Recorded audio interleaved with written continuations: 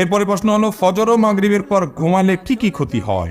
ফজর এবং মাগরিবের পরে ঘুম ইসলামের দৃষ্টিতে কোনো প্রশংসনীয় ঘুমের সময় নয়।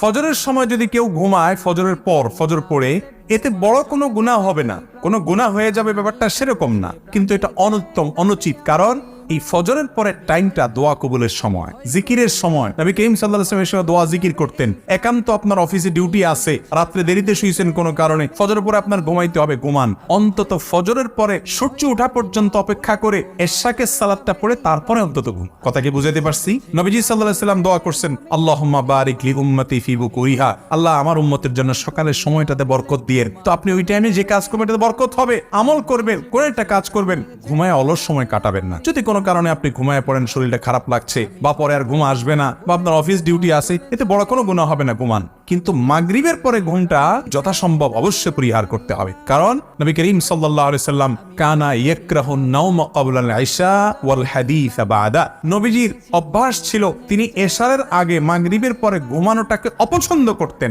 আর এশারের পরে কথা বলা অপছন্দ করতেন। আর আমাদের স্কেল উল্টা হয়ে গেছে, আমরা এশারের পরে আড্ডা মারতে সবচেয়ে বেশি পছন্দ করি, ঠিক না ঠিক?